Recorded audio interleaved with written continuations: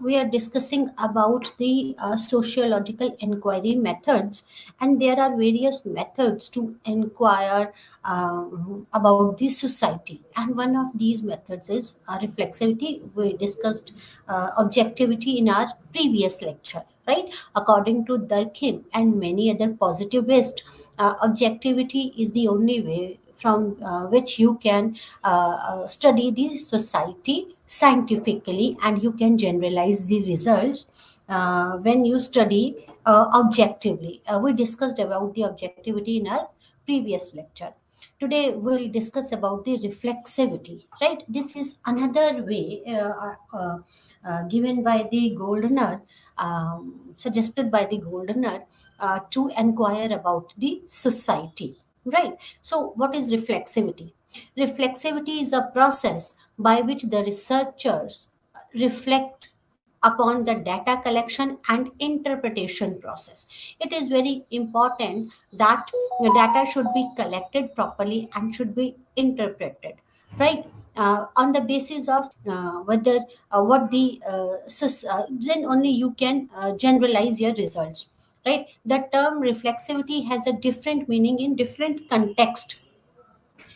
It is used in a wide variety of sense. Reflexivity, it generally means reflecting, right? And specifically as a part of social research, what it reflects about the data collections and interpretation, right? So reflexivity means, generally meaning means reflection. What it reflects upon data collection, how data has been collected, and interpretation, on what basis you have interpreted that data, right? It is a process by which the researchers reflect upon the data collection and interpretation of the data. Talcott Parson, eminent sociologist, and the Anthony Giddens and Garfinkel have used this concept in their work. See, various sociologists have used many approaches while they are studying about the society, right, during their studies. So, reflexivity has been used by the sociologist, by the Talcott Parson, right, Giddens. It has been used by various sociologists as well as anthropologists, like Talcott Parson, Anthony Giddens, and Garfinkel. They used this concept of reflexivity in their work, right? There are two very important uses of term that can be identified, right? For what is those two important uses? It is used to characterize the general feature of modern social life, right? It is used to why reflexivity is used. Reflectivity is used to characterize the general features of modern social life, and it is used more specifically to refer to certain characteristics of social scientists attempts to explain social life. Used to more specifically to refer certain characteristics of social scientists, right? Actually, this term reflexivity was coined by Alvin Goldner, who desired sociological examination of a sociology. So, who termed this coin? Remember this name? Alvin Goldner is the father of this reflexivity. He coined this term reflexivity. A very substantive and exhaustive argument for so-called reflexive sociology is found in the Goldner's work, The Coming Crisis of Western Sociology, and proposed the reflexive sociology.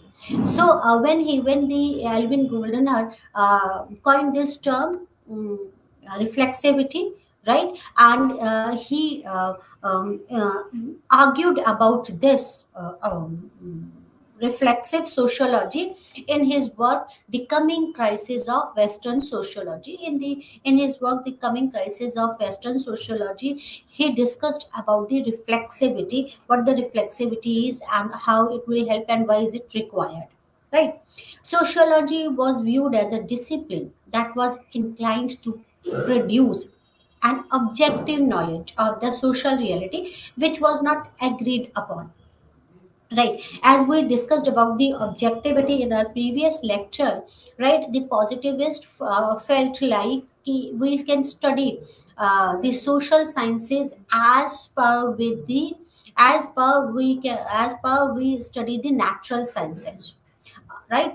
We can use those methods, right? We can study the social sciences objectively as we can study the natural sciences or the other sciences, right? So according to them, that the objectivity is required, like the objectivity is required to study the natural sciences. Similarly, researcher can study the society objectively. How can they study the society objectively? By not being the part of that society, by observing it from the outside, you can study the society objectively.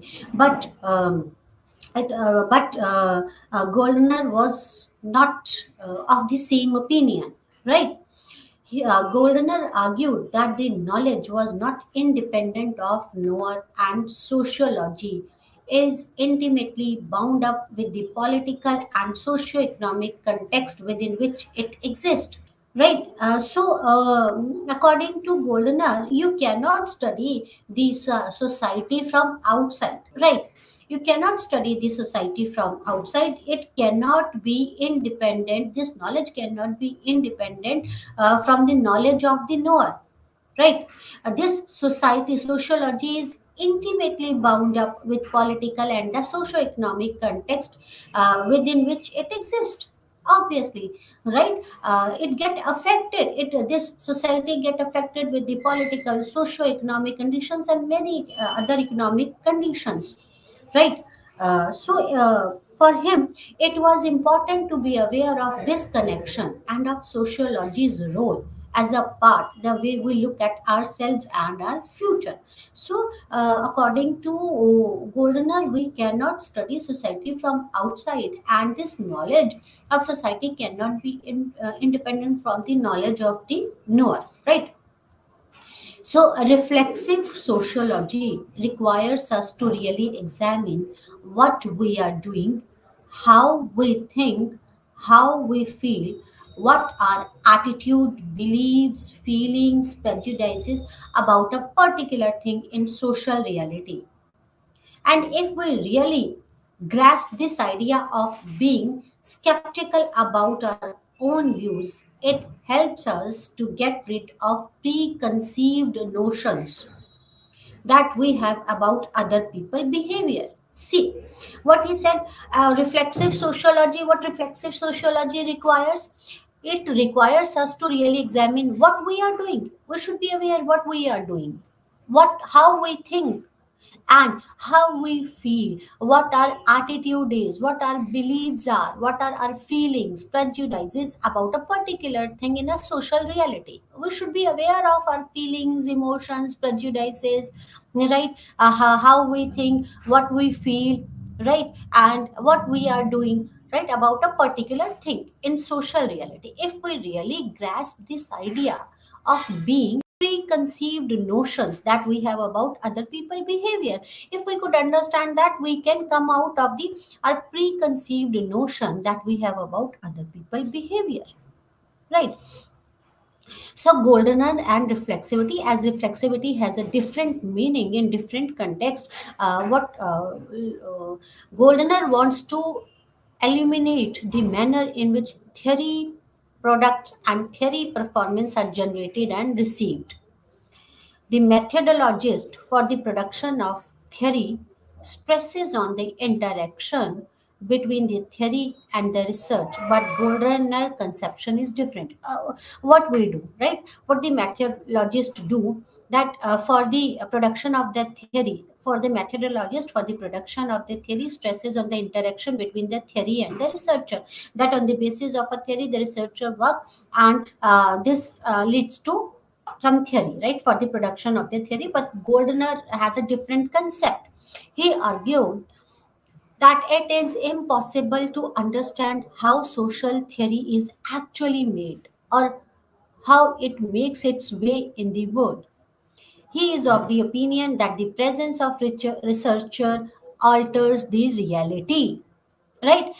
So according to Goldener, the researcher cannot be unbiased. The presence of the or the opinion uh, that the presence or the opinion of the researcher alters the reality. So, according to Goldner, it is impossible to understand the social theory or how it is actually made, because the presence of the researcher alters objectively. You cannot study it from the outside. He said that knowledge cannot be free from the knowledge of the knower or the researcher, right?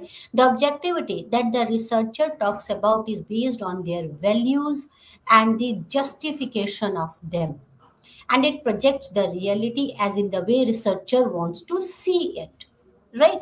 So according to the Goldener, the objectivity the researcher talks about is based on their values. It cannot, the knowledge cannot be free from the knowledge of the knower. So it depends on the their values, their prejudices, their and their justification about them, right?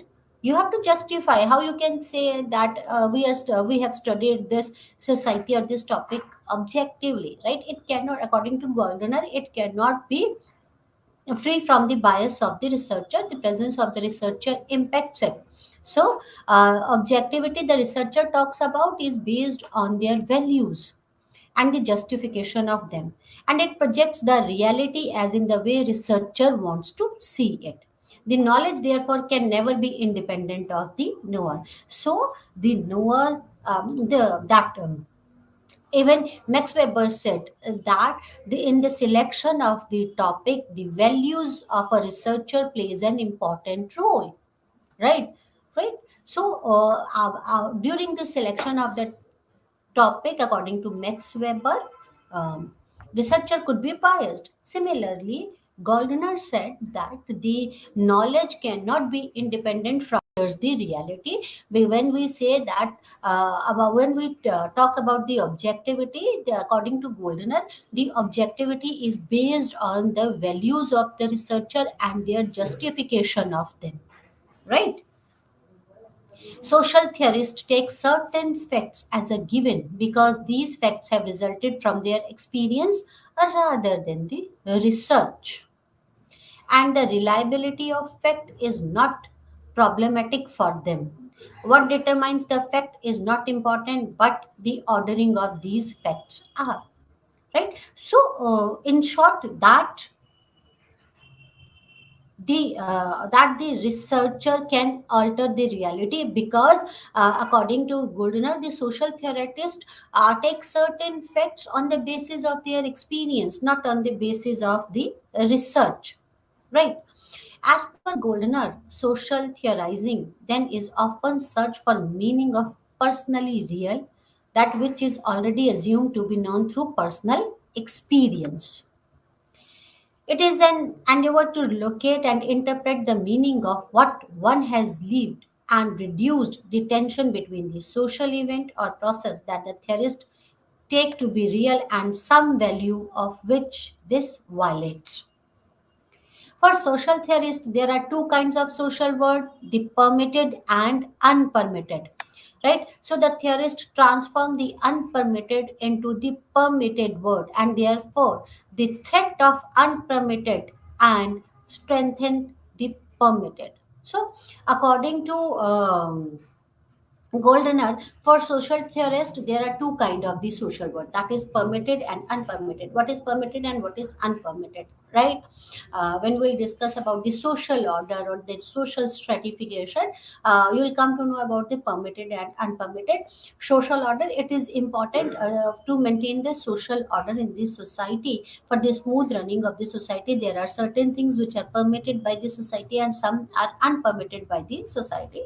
According to sociologists, why this social order is required to maintain a balance and for the smooth running of the society, to maintain a social order, right? And to maintain this social order, there is a stratification in the society. So, according to Goldener, there are the two kinds of the social word for the theorist, that is permitted and unpermitted. What the theorist tries, they transform the unpermitted into permitted word, and therefore the threat of unpermitted and strengthen the permitted. Theorists do this in two ways. Number one, by communicating the importance or potency of the normal world, why this is required, why social order is required, why few certain things are permitted and few are unpermitted. That is by communicating the importance of the normal world. And second is by denying or ignoring the potency or the value of what is considered to be unpermitted word. They don't want to discuss about the potency or the value of unpermitted word, right? So according to Goldener, sociologists are not able to tell us what they are doing and to distinguish this from what they should be doing. So, according to Goldener, that they cannot, sociologists are not able to tell us what they are doing, why they are telling us about the potency of permitted word, and why they are denying or ignoring the potency of the unpermitted word. So, according to Goldener, the sociologists are not able to tell us what they are doing, why they are doing this, and what they should do, what should they do. Reflexive sociology is therefore concerned with what they want to do and what they actually do in the world, right? So, according to Gardner, reflexive sociology actually concerned with what they want to do, what they should do, and what they actually do in the world. Reflexive sociology has been perceived to be another field in sociology, but he further argues that it is not, and therefore it intends to transform the sociologist to penetrate deeply into his daily life and work, enriching them with new sensitivities and to raise the sociologist self awareness to a new historical level. So, according to Goldner, what is the reflexive sociology? Reflexive sociology is another field in sociology, right? Actually, he argued that it is not, and therefore it intends to transform the sociologist to penetrate deeply into his daily life and work, enriching them, right? With new sensitivities and raise the sociologist self-awareness. So sociologist would be self-aware. Reflexive sociology presupposes a new paradigm that would transform the sociologist. Consequently, our consciousness comes to deeply reflect upon our sociological work and social position, right? So, this is one of the objectives of sociology, according to the Goldener, to be radical because to advance the knowledge of the world, it is important for the sociologist to understand his or her knowledge of himself and herself and one's position in the social world, and also understand the social world of the other men. So, what is the objective of the reflexivity? According to the Goldener, the objective of the reflexivity is to advance the knowledge of the word. In order to advance the knowledge of the word, it is required that the sociologist understand himself and herself. That the sociologist understand oneself, what they are doing and what they should do, right? Right, so they should understand themselves and their position in the social world, right? And try to understand the social world of the other men, right? This because this society varies, right? From It varies from situation to situation, time to time. So it is important, according to Goldner, it is important that sociologists should understand themselves, their position in the world, and try to understand the social world of other person. This demands the sociologists have to view their own beliefs as they view the beliefs held by the others. And this would change how sociologists have been viewing themselves and the others. Right? So, how they can do this? So, according to Goldner, the sociologists have to view their own beliefs. What are their beliefs? right? They should view their own beliefs as they view the beliefs held by the others. And this would change how sociologists have been viewing themselves and others, right? Reflexive sociology pursues the change of the self of the sociologist and subsequently his peers in the world. So, what is reflexive sociology? Pursues the change in the self of sociologist and then subsequently in the world. This would end the distinction between the layman who are studied and the sociologist who studies. So, according to Goldner, it is very important to end up the distinction between the layman understudy or the sociologist who study.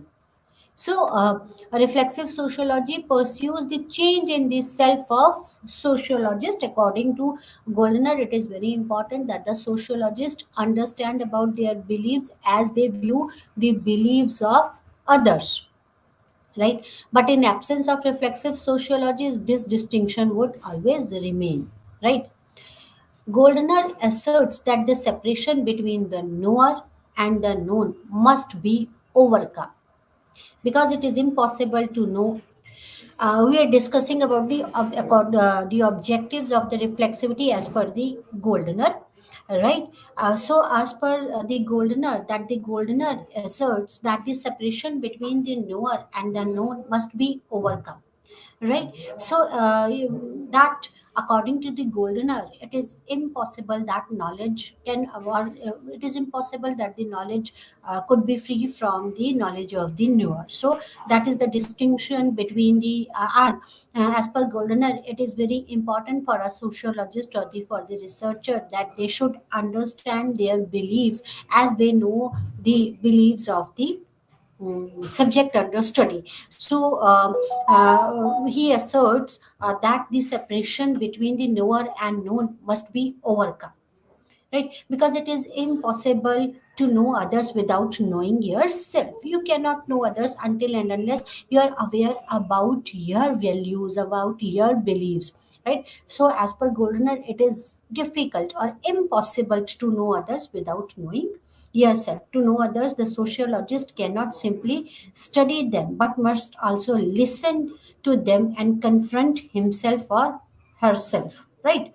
So, as per Goldner, to know, it is very important that to know the others, the sociologist cannot simply study them, but must also listen to them and confront himself or herself.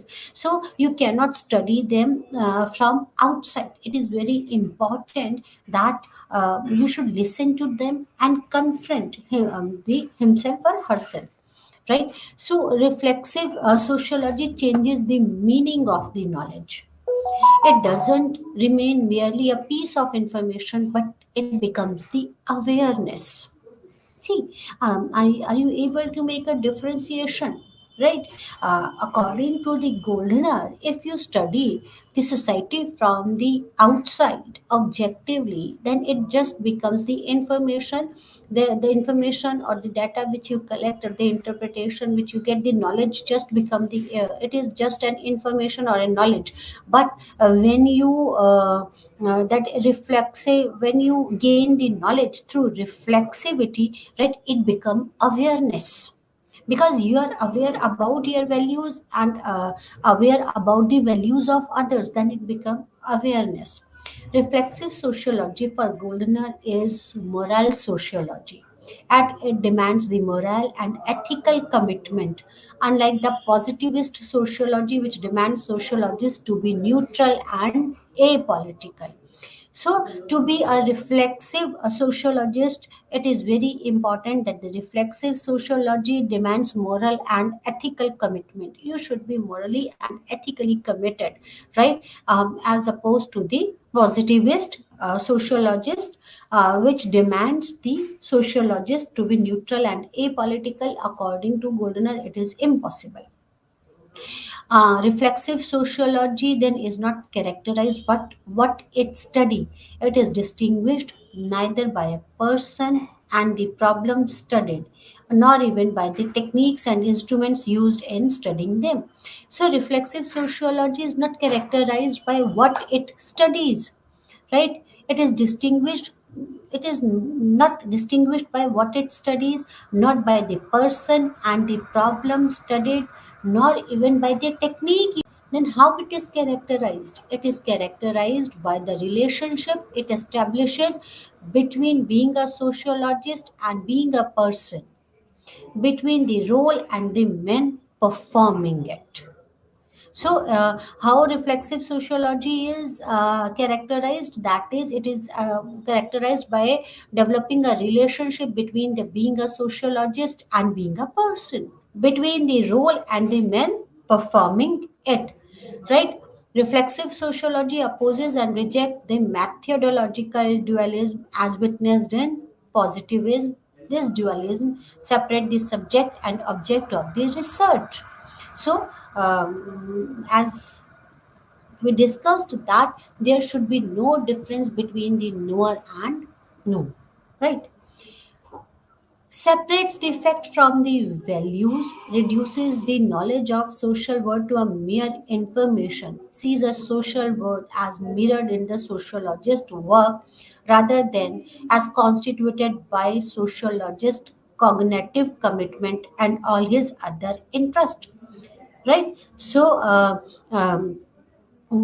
positivist, what positivism or the objectivity states that according to Goldner, that the objectivity separates the fact from values, right? Which cannot be, reduces the knowledge of social world to a mere information, and sees the social world as a mirrored in sociologist work rather than as constituted by sociologist cognitive commitment and all his other interest.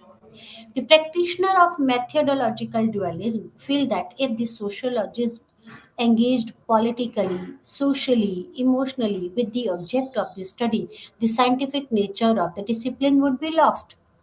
This cold objectivity, as Goldner argues, is essentially an expression of alienation of the sociologist from his or her self, her own self.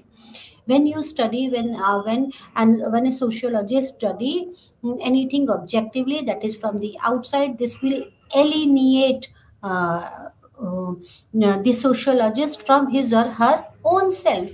And it is so, it is important that sociologist must know their beliefs, right? It tries to free him from disgust, pity, anger, egoism, or moral outrage from his passion and his interest on the supposition that it is a bloodless and disembodied mind that the work best. According to Goldner, both the inquiring subject and the studied object seen not only as mutually interrelated but are mutually constituted. So according to Goldner, that both the subject and the object, that is the inquiring subject and the studied object, they are not mutually interrelated but mutually constituted.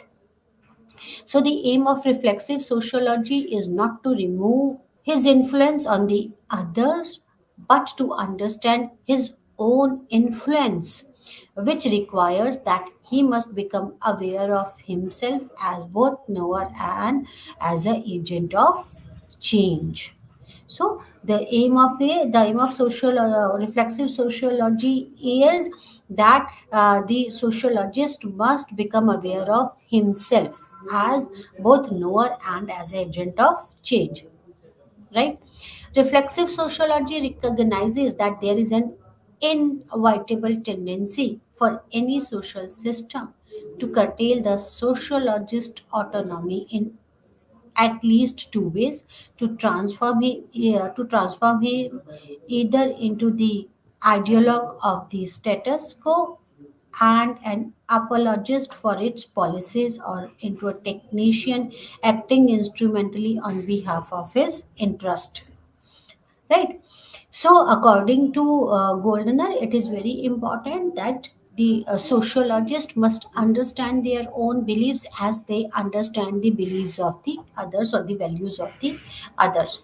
Right? Garfinkel. Now, Garfinkel, reflexivity through ethnomethodology. Garfinkel is known as the father of ethnomethodology, and Goldner has termed the coin reflexivity.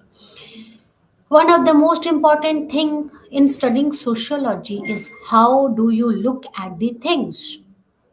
In this book, Studies of Ethnomethodology, Garfinkel's aim was to understand methodologies used by the social scientist. Sociologists have been interested in order that its explanation. Garfinkel, however, is not considered with order. Right.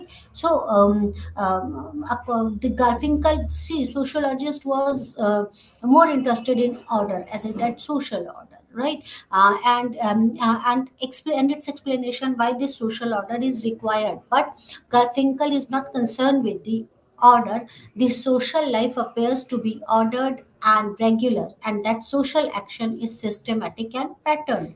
Sociologists have assumed that social order has an objective reality. This is what is required. But according to Athena methodology, the social world is natural world, which contains a common stock of knowledge and precedes any individual. Subjects appropriate this common stock of knowledge with respect to their goals. So, as per Garfinkel, as per the Atheno methodology, that this social world is a natural world which contains a common stock of a knowledge. Knowledge is present, and this precedes any individual precedes this, and the subjects appropriate this common stock of knowledge with respect to their goals, and as per their goals this subject appropriates this common stock of knowledge. They use this common stock of knowledge as per their goals.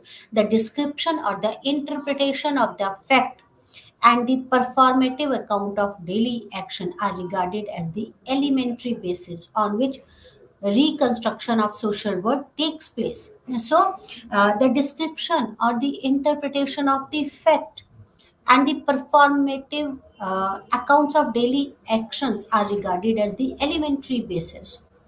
On what basis we interpret or discuss the things that on the basis of the daily actions, and on these forms the elementary basis of description, right? And on this basis the reconstruction of social world takes place. For Garfinkel, the world is chaotic, and within this chaos sociologist tries to discover and unravel a pattern and order. The perception of this order and how the social scientists arrive at it is an important concern for Garfinkel. Right. So sociologists, what sociologists want to study, they want to study the social order. Garfinkel wanted to know about this social order and how social scientists arrives at this thing, at this order. Right. Is it possible to perceive order when there is no order, is the question that Garfinkel wants to address. Right. What was the question in the mind of the Garfinkel, that there is it possible to perceive a order when there is no order? Garfinkel suspend or abandon the belief that an actual or objective social order exists, and proceeds from the assumption that the social life appears orderly to the members of the society. See, Garfinkel suspended or abandoned the belief that the social order or the objective social order exists. No, according to Garfinkel, no social order or objective social order doesn't exist, right? And proceeds from the assumptions that social life appears orderly to the member of the society. Actually, no social order exists, but it appears orderly to the members of the society.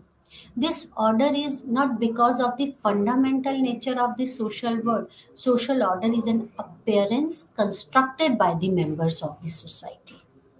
It is not because of the fundamental nature of the social world.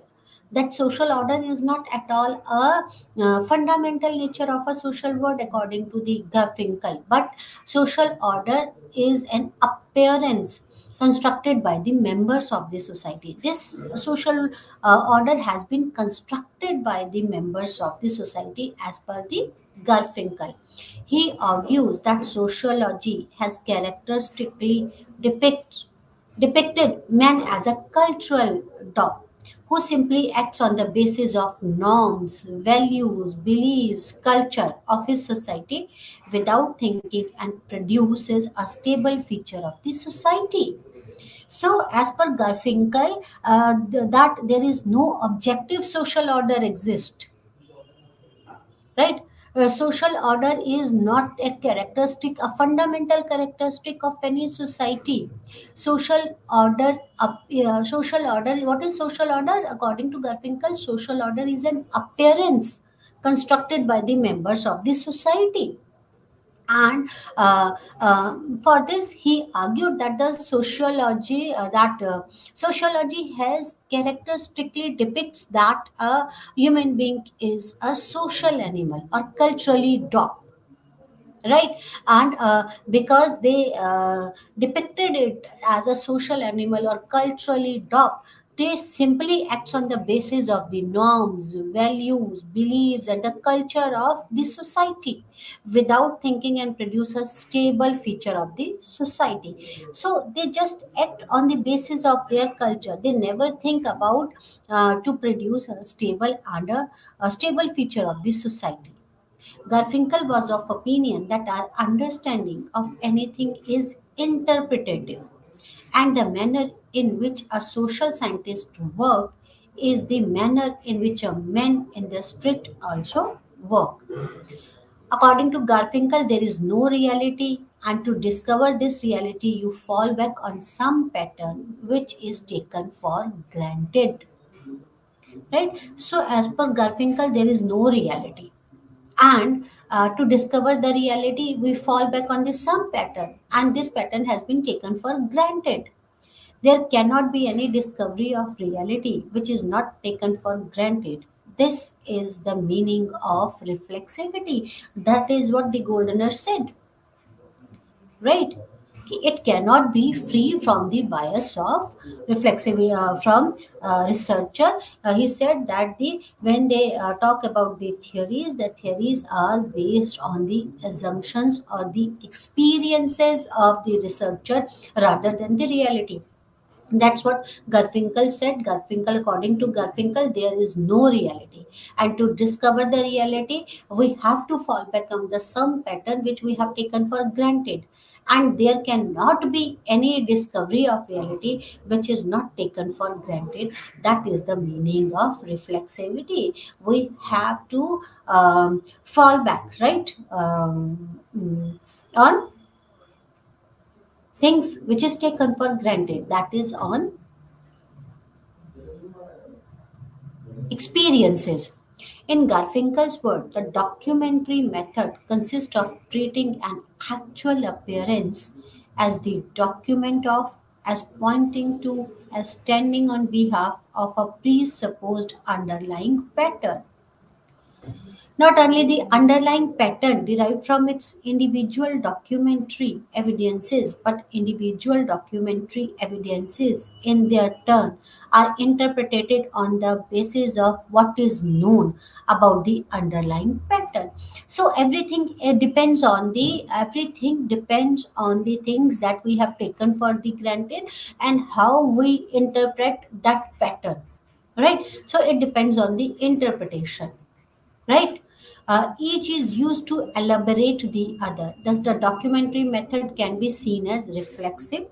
Garfinkel argues that social life is essentially reflexive, and Garfinkel's discussion of ethnomethodology reflexivity refers to the intimate interdependence between the surface appearance and the associated underlying reality.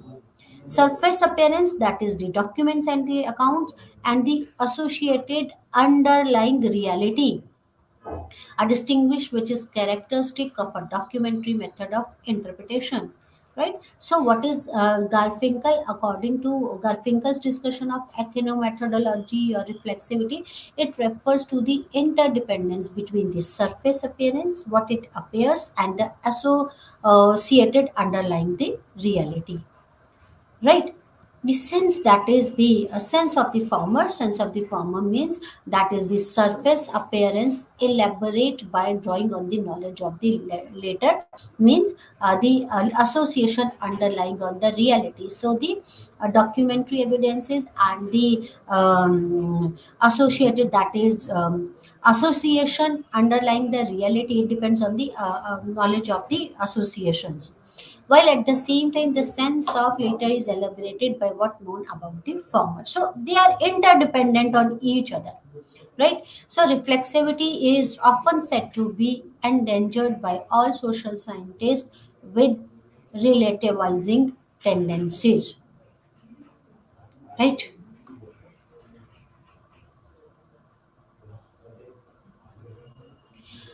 Bourdieu reflexive sociology, right? Um, When we are dealing with the human behavior, reflexive sociology becomes important.